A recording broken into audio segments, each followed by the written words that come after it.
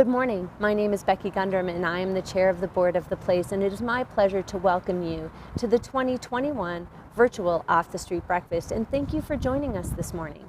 This is the 21st year that the place continues to be at the forefront of serving young people experiencing homelessness in our community, and this morning we want to share some exciting news of advances we are making as a pillar organization here in the Pikes Peak region.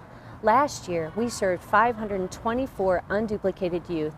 400 were seen by our outreach team, 157 stayed in our shelter, and 97 were able to move into housing. All this during a year when staying safe became more difficult because of the COVID-19 pandemic. And thanks to you and the amazing network of organizations in our community, the place continues to have a major impact, but we still have a lot of work to do. At the place, we need to serve more young people at an increasing pace. Our executive director, Shauna Kampenin, will tell you more about our plans in a little while. But first, I want to thank our wonderful sponsors who make the Off the Street Breakfast possible. First and foremost, the Picnic Basket. As they have done for the past several years, the Picnic Basket has donated all the food for our in-person event, as well as for those who signed up for today's virtual breakfast. Their commitment to supporting youth getting off the streets is unmatched. What an amazing partner. Thank you, the Picnic Basket. El Primar has sponsored Off the Street for years too, but really they were instrumental in helping create the place back in the year 2000. And in addition to sponsoring the breakfast this year, Flying Horse Foundation has worked directly with the youth we serve by providing therapy with their horses on their ranch, and our clients are forever impacted by their work. Kirkpatrick Bank continues to stand with us year in and year out. And we want to welcome Springs Law Group, G.E. Johnson, and Kilo RXP as new sponsors for Off the Street Breakfast. Thank you too for the consecutive year sponsors, Colorado Community Health Alliance, Peakview Behavioral Health, UMB Bank, as well as US Bank. And finally, thank you to Integrity Bank and Trust, the Springs Rescue Mission, Larry H. Miller Toyota, and the Colorado Trust. Please know that everyone watching today can make an impact, and it is now my pleasure to introduce our Executive Director, Shauna Kampenin. Thank you for coming, and enjoy your meal. Hi, I'm Shauna Kampenin, and I am the Executive Director at the place here in Colorado Springs, Colorado. What we picture is a Colorado Springs where all young people are safe and stably housed. That sounds very simple. Right now at the place, we have services that are working so well. It's the only place where there's a full convergence of programs that can meet youth where they are without judgment, provide shelter, provide housing, meet youth on the street, and work with young people who have mental health issues, who have other health issues, help them see their way to getting a job, going back to school. What we're doing at the place actually works to help young people move forward and exit homelessness. We just turned 20 years old, and we counted the number of youth who we've actually worked with in that time. We've worked with 2,525 young people who have actually exited homelessness in the last 20 years. That's a lot of young people, a lot who you may know. They could be your lawyer, they could be your neighbor, and what we know is that they're everywhere in our community, doing great work and really being part of this community. Imagine over 20 years what we have brought forward. Imagine what your investment is doing for the whole community, and most importantly for young people. I'm excited that in a few minutes you're going to meet Evelyn. She is someone who knew the place by a different name, but relied on every one of the services that we offer. And when I say services, what I mean is really creating home. As we reach 20, what we realize is what we're best at. What we do here in Colorado Springs is create home for young people. That's housing that is safe and stable through a variety of programs funded in a bunch of different ways. One of the best things we do in relationship is make sure that we approach young people from wherever they're at without judgment. It's not for us to say what they should do next. They want to have meaningful lives. So home requires that meaning. We can help young people find that. About 1 in 3 of the young people we work with at the place are formerly from the foster care system. Things didn't work, they didn't get traction. About 1/3 of the young people who we work with every year are LGBTQ plus and non-binary young people who faced rejection and discrimination, whether in their home or at school. And they need help. That's true across the country, and that's true here as well. We also work with young people who have disabilities, who are facing really difficult challenges, whether that's coming from a family home where there were substance use disorders and issues, or whether that's something they're struggling with on their own.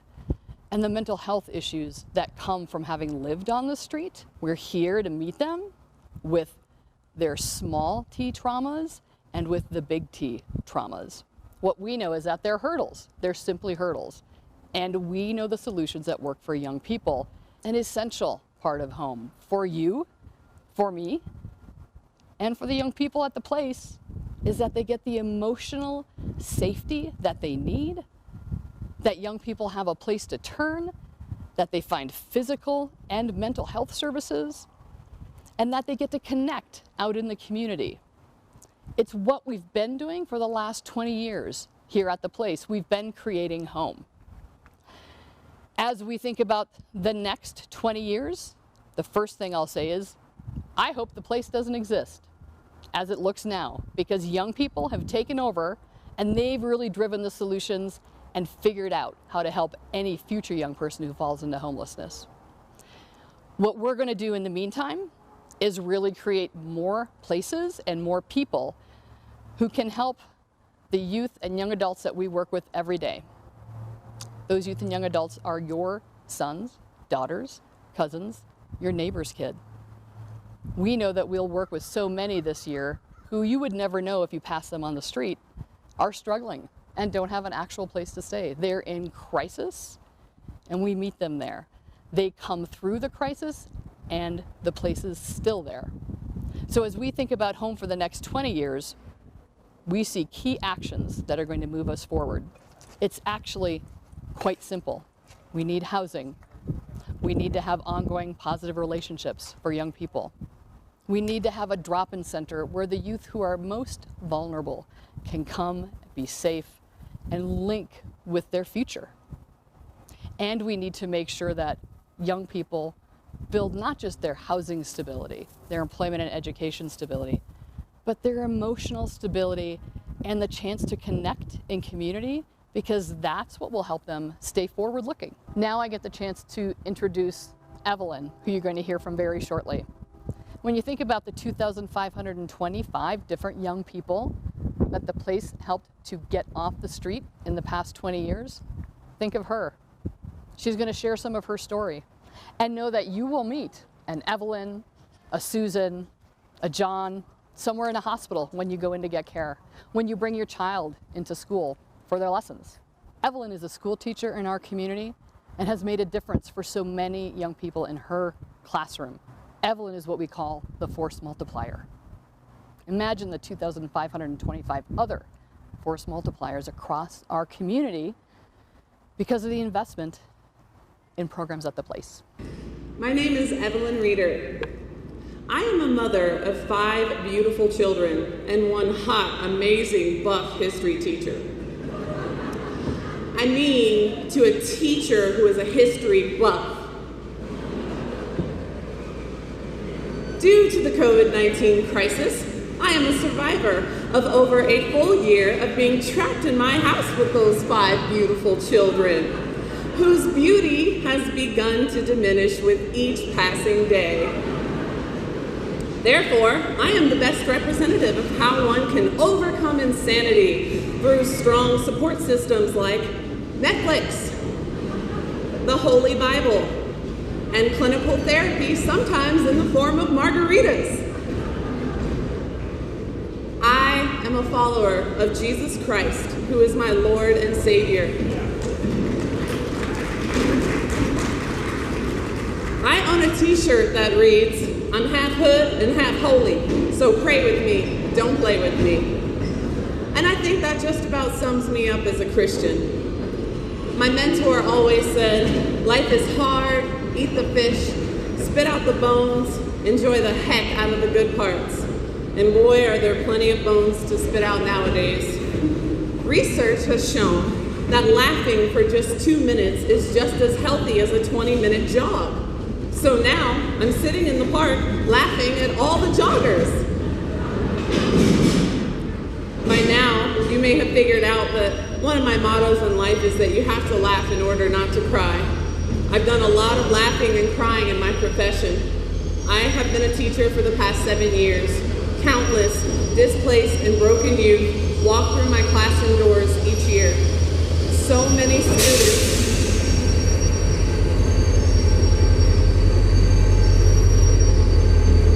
they're doing a great job. So many students have experienced significant trauma through adverse childhood experiences. My unique journey led me to meet the outstanding staff members at the Place Youth Shelter in downtown Colorado Springs, and I am here to express to you the enormous appreciation I have for such remarkable community resources and associates. I have worked with the Place in collaboration with my former school to educate high school students about the struggles of homeless youth and how we can work together to support those in need.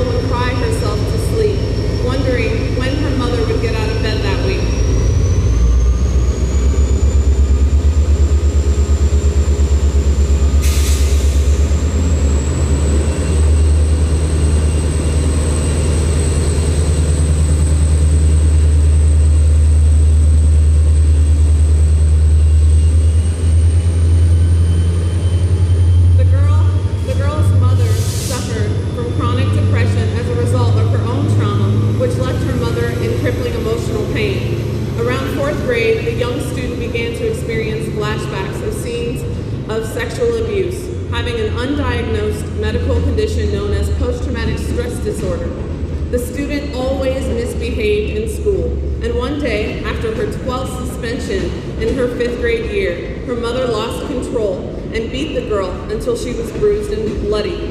The girl ran away and found shelter at a local charity who called the police. She went into custody and became a part of the foster care system. Her mother never tried to regain custody. The young girl was unwanted. She had been molested by half a dozen people by 6th grade, and she felt worthless. In the girl's anger, she quickly learned how to deflate the spirit of even the most well-meaning, friendly foster parent. Each time a foster family came close to breaking through, she sabotaged their lives, wreaking havoc. She used her words to destroy any chances of anyone getting close enough to hurt her again. The formula was simple. Act like a fool in school, plus refuse to comply at home equaled a sure way to be placed in another foster home. In one of her last placements in the 7th grade, she reached the determination that she would take her own life as she was being viciously bullied at school. She didn't want to live anymore, fighting the bullies and fighting the memories of her past. She confessed her plan to her beloved diary, which her foster mother discovered and thankfully reported. Police took the girl to a mental health treatment facility that would become her new home for the next 8 months of her life. Now she thought people believed she was crazy and no one wanted her. When the girl was discharged from the hospital, her name was feared among all social circles in the foster care system, for she had the fiery tongue and the attitude that showed no mercy. After burning bridges in 15 different foster homes, the student was placed in her first group home. She wasn't going to let anyone in, not even her godmother, who had always shown up in difficult times. She was unforgiving of herself and others, and she wouldn't budge. She entered high school and slept through every single course the first month. Depression had consumed her. The family curse was upon her. Finally, her birth father was able to acquire custody of the now 14-year-old student. So she moved from the life she'd known on the East Coast to Colorado to live with her dad and his family in a completely different culture. Her father provided stability and discipline to the likes of which the girl had not previously known. He showed her the power of an education. Within a few months in her father's care, her failing grades became A's, straight A's, and she was academically ranked the #1 student in her class. She had become a master of her own education. But it was not long before tension with her father formed as the girl resisted his instructions and cracked under religious legalism. She could never seem to please anyone, especially her father. The relationship with them became toxic after just 2 short years. This was the first place where she felt like she belonged and had learned to adjust, but her father disowned her and sent her to live back on the East Coast with her godmother. The student was rejected and unworthy of being among her own blood relatives again. Her godmother, Nancy, understood exactly how to help the young girl. The girl struggled every day, battling against rage for all the people who threw her away like trash and brought shame to her body. Plagued now with night terrors from PTSD and acting as her own worst enemy, she became filled with hate for her mother, father, and the pedophiles. The student believed she was nothing to no one, but her godmother reminded her that she was loved by the one who mattered most, God. God had kept her alive and brought her to this defining moment in her life where, like Christ, she was betrayed, hurt, and rejected by the one she loved most. And still, after the same pain, Jesus loved those who persecuted him and had compassion for people. Nancy told her that she had to forgive if she wanted to get better, and the girl must replace her bitter, complaining tongue with a spirit of praise and gratitude. She assured her that forgiveness for all the people who had molested her would free her mind of the torment she experienced. And you know what?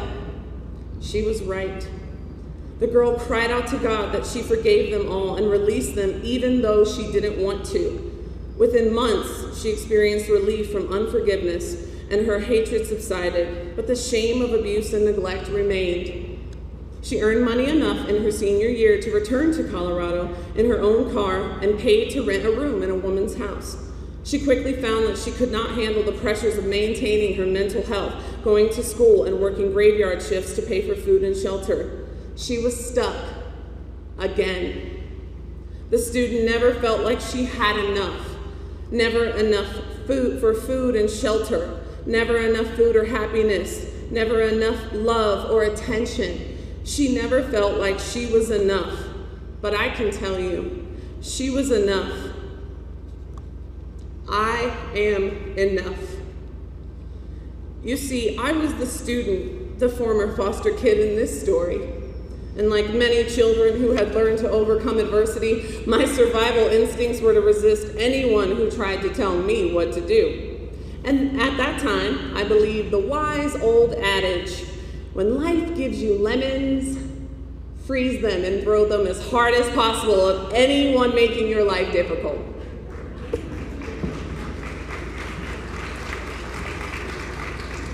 You see, to me, any adult represented someone who deserved lemons. Many adults in my life had let me down. I carried a wall of shame and self-loathing that I falsely believed would protect me.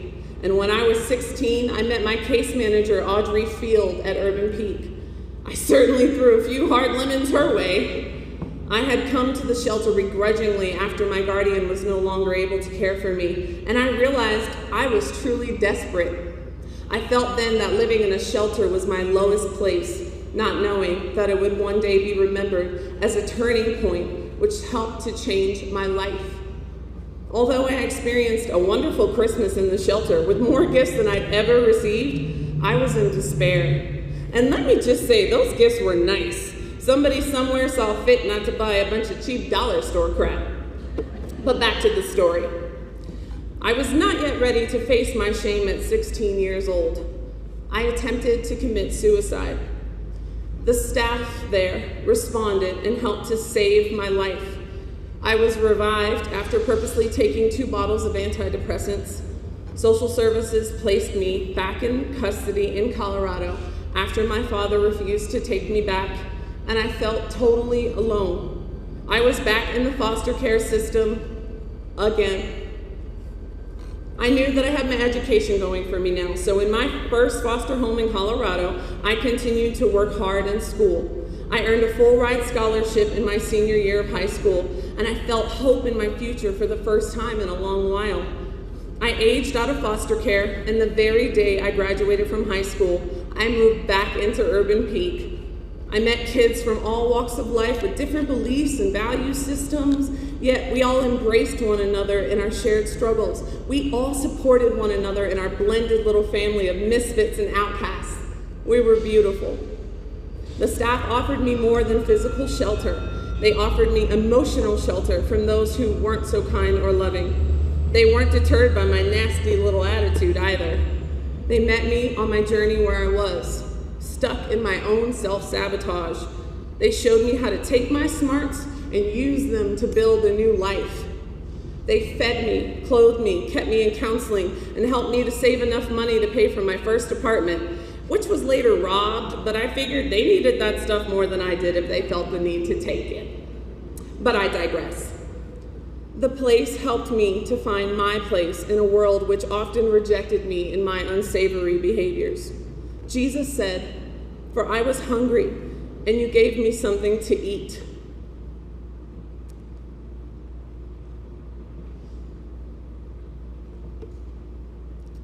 I was thirsty, and you gave me something to drink. I was a stranger, and you invited me in. I needed clothes, and you clothed me. I was sick, and you looked after me.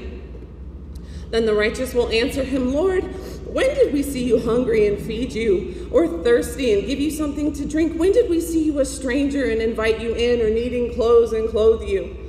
The king will reply, "Truly, I tell you, whatever you did for one of the least of these brothers and sisters of mine, you did for me."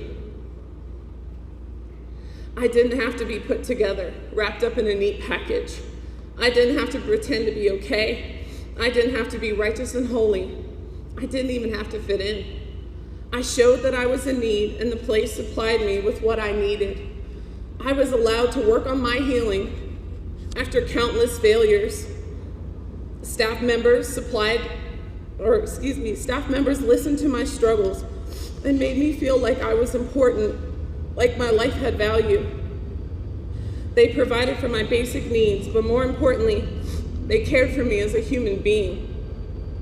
They told me how much potential I had and cultivated my determination to break free from depression. Their compassion for me made me realize just how many people were rooting for me to succeed. The staff at Urban Peak cared for me like a bird with a broken wing whom they had to nurse back to health. Yes, I am the young girl who came from brokenness, and yet I stand before you today declaring that I am now sweetly broken in holy surrender to the God who cared for me so deeply that he sent his son Jesus to die on a cross for my sins. We all have brokenness. He also sent countless strangers to care for me.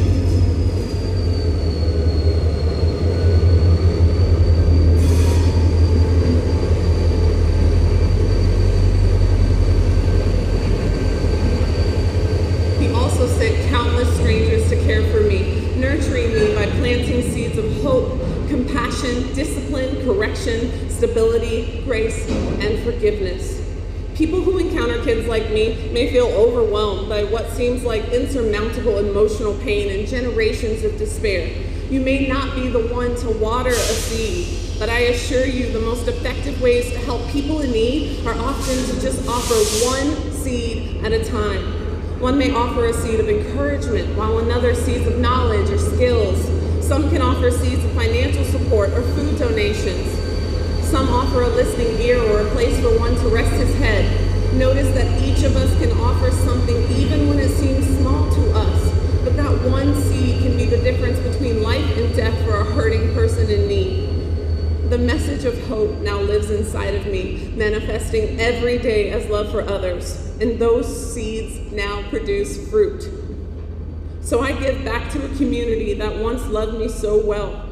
I am only victorious against the generational curse of neglect, abuse, and despair because many strangers reached out to me and offered me gifts of love through their actions. I have needed help every step of the way to experience success.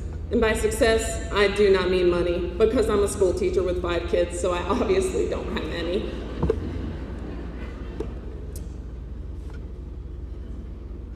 I don't just survive, I thrive. On average, less than 3% of foster kids graduate from a 4-year college. I earned a bachelor's degree. I have also earned a master's degree in education, and I was unable to find a statistic for that one.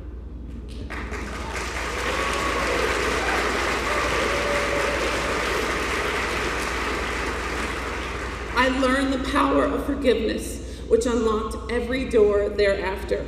Forgiveness removed a life of self-pity, hate, and violence.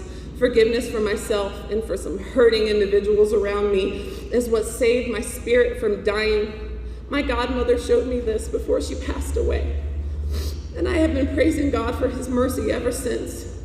Today, I call out to the people under the sound of my voice now to rise up in courage, take heart, soften your heart so that seeds of love can be planted there. Don't allow your past pain to keep you from living and taking the next steps into freedom from a life of fear and isolation. Be brave enough to get help.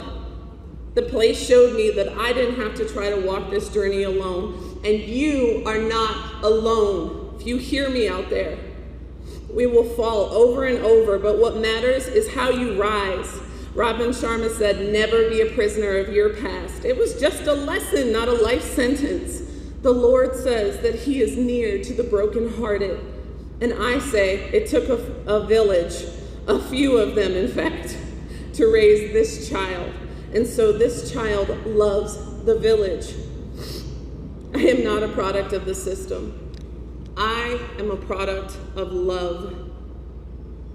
From the bottom of my heart and with the deepest gratitude, I want to thank the place, Andy Peterson, Shannon Price Scanlon, Audrey Field, Kids Crossing Foster Care Agency, my former foster parents, my former teachers, mental health care providers, Miriam Deming, Mary Haynes, Sonia Jones, my friends who are now my family, the Daniels Fund Scholarship Program, my loving hot husband Curtis, and anyone who ever stopped to plant a seed in what was once hardened soil.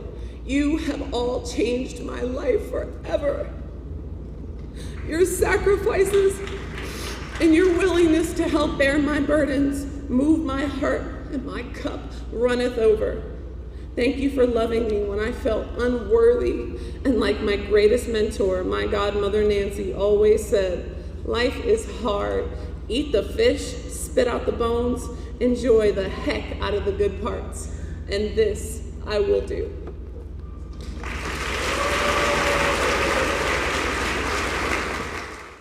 I'm Audrey Field, and I am the former Deputy Director and Director of Programs at the Place. I know that, like Evelyn, the Place has been that one key relationship for hundreds of young people, and that is why I feel privileged to have spent 14 years of my career here, and why my husband and I have been longtime supporters of the organization. I had the opportunity to work with Evelyn when she was living in the shelter several years ago. I'm so proud to hear about the journey she has been on and where she is today. The Place is the only agency providing services specific to youth who face or are at risk of facing homelessness. The work is complex and requires, among other things, highly trained staff, appropriate physical space, and volunteer support. Each relationship starts with building trust with that young person. From there, staff create an action plan specific to the needs of each individual, which may include medical care, family, and life skills, employment and training, and housing. Recognized nationally as a leader in this effort, the Place has the expertise to truly make a difference for the population that they serve. Today, I'm asking you to join me in the mission to ignite the potential in youth to exit homelessness and create self-determined, fulfilled lives. Our goal is that every young person who falls into homelessness finds the crucial services and support they need within 24 hours so they can get off the street. This is essential toward the long-term vision of eradicating youth homelessness from our community. Consider for a moment the return on your investment by contributing to the place. It costs over $35,000 for one chronically homeless person to stay on the streets for 1 year. That is nearly double the amount it costs to get one youth off the street and into supportive housing for 1 year. This is a direct savings to local taxpayers for emergency medical and police services, court costs, and hospital visits. I want you to consider two numbers related to the work of the place, 1 and 2,079. First, the number 1, as in 1 day at the place. When a youth gets off the street and comes to the place, a young person receives the necessities to live with dignity: food, shelter, shower, laundry, along with services to propel them into a self-determined, fulfilled future. Mental and physical health care, addiction services, opportunities for education and employment, and resources to exit homelessness. 1 day's services for one youth costs $108. The place always plans to be at capacity for our 20-bed shelter. 1 day's services for all 20 young people cost $2,079. The average stay for a young person at the place is about 1 month. Some youth may stay longer, of course, but the first month can be the beginning to a future that will be productive and healthy. The cost for the place's work in that month amounts to just under $3,120 per youth. 1 month to support 20 youth adds up to $62,400. On behalf of the place, I'm asking you for what we really need the most. Funding that ensures our essential day-to-day programming is here to help more youth like Evelyn find a better future. As the sole organization in our region to bring youth-specific services together, we are the place where your investment changes the future of our community. Our goal from off the street is $200,000. This will ensure that our shelter will be at capacity through the end of our fiscal year. In a minute, I will review the details of your different investment options. But before I do that, I want to draw your attention to a way for you to make a significant gift to the place and receive a 25% tax credit on your Colorado state income taxes. This is through the Enterprise Zone. If you give $1,000 today, in addition to your tax savings, you will receive the Enterprise Zone credit for $250. After other estimated tax savings, the net cost for your contribution of $1,000 is $354. If you choose to give more than $1,000, your tax saving could be even greater. Please note there's a minimum contribution of $250 to receive this credit, and I suggest consulting with your tax advisor regarding your benefits. You can create a spirit of gratitude, trust, and change today. The place builds trust with each individual young person and helps to change their trajectory to a path toward a self-directed life. Our world today has many challenges. With your help and with the place leading the way, together we will live in a community that leaves no youth behind. Please know that whatever amount you contribute is appreciated and the intention of your gift will be honored. Right on this web page that you are watching, you can merely click on the donate button and follow the prompts. If you want to give an Enterprise Zone gift, please go to our website at theplacecos.org. Under the event tab, click to the Off the Street event page and scroll to the donation form. In the additional information section, you will find prompts for an Enterprise Zone gift. For any questions, please call the development office at 719-338-9257. I want to take this moment to thank our annual sponsors, the Picnic Basket, El Pomar Foundation, Flying Horse Foundation, Springs Law Group, Kilo RXP Radio, Kirkpatrick Bank, GE Johnson, and all of our other sponsors that made this event happen. Thanks to you, this year's Off the Street Breakfast is completely paid for. That means every gift you make today will go directly to programs to work with the youth. Thank you so much for attending and sharing your time with us this morning with the place.